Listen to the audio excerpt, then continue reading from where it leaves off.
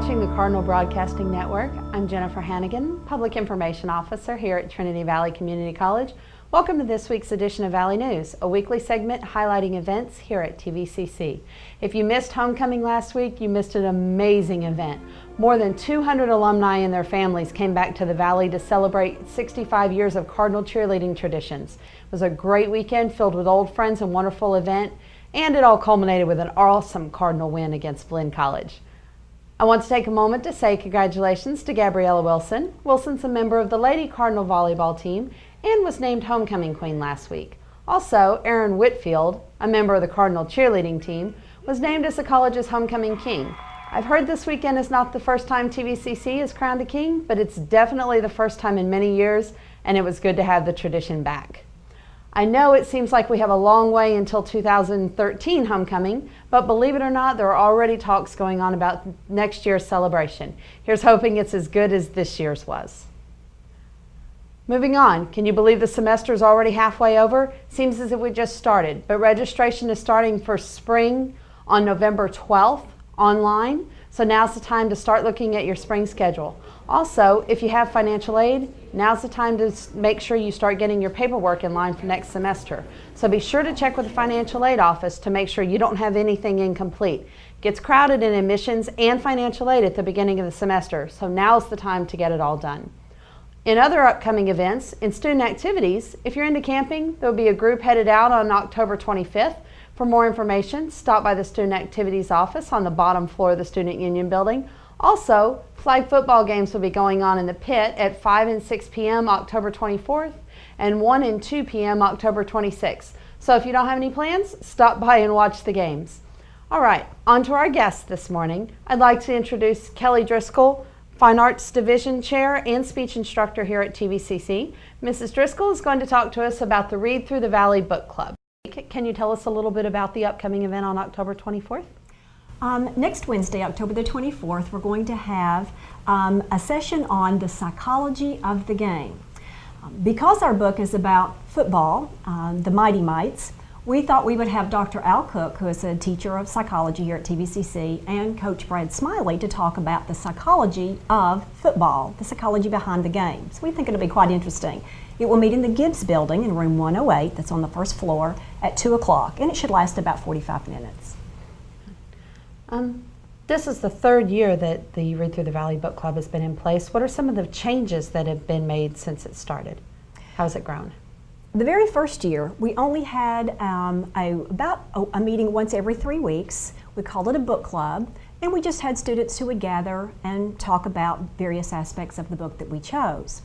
The second year, we added more events, including more students during the day, daytime hours and different days, where we had speakers to come in, we had panel discussions, we had movies and lots more events.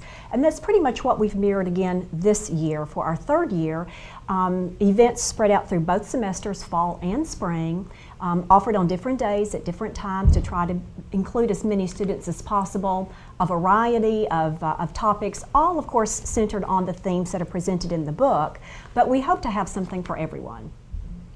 That actually leads me to my next question. So this book that you've chosen is going to go through the spring as well. Are you planning spring semester events, or are you looking at a new novel for next semester?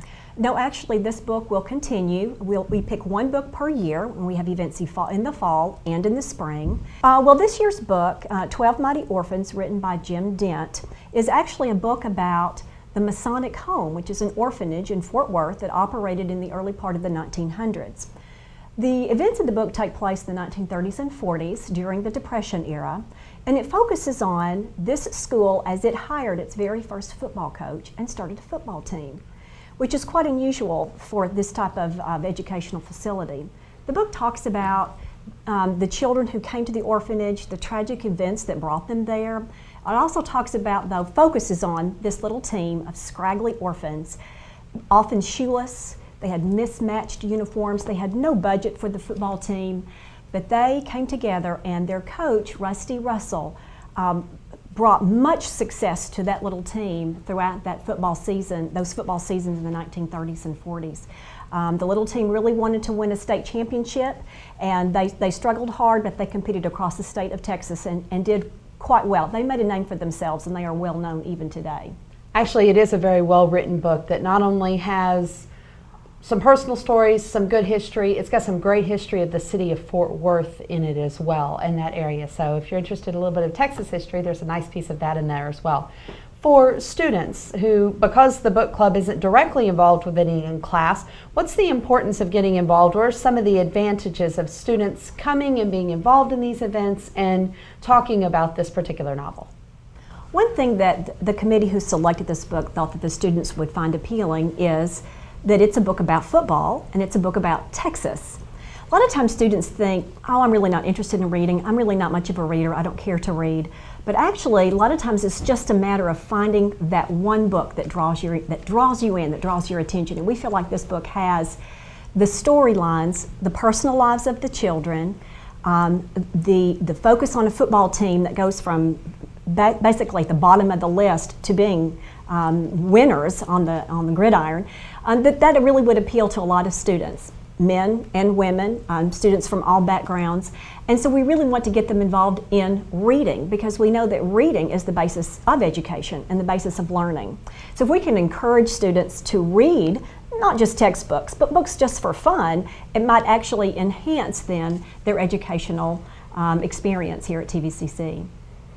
I think that was a great choice, and it's definitely a good book. It's available in the bookstore still, I believe. Again, the book is called 12 Mighty Orphans, and Jim Dent is the author. Thank you so much for coming and joining us, Ms. Driscoll. We're looking forward to this week's event. Thank you. Thank you for having me. That's all for this week's edition of Valley News. As always, if you would like to see a guest or a topic covered here on our weekly segment, let us know on our Facebook page at facebook.com/Trinity Valley Community College or on Twitter at TVCC News. Thank you so much for joining us for Valley News. I am Jennifer Hannigan. Have a wonderful week.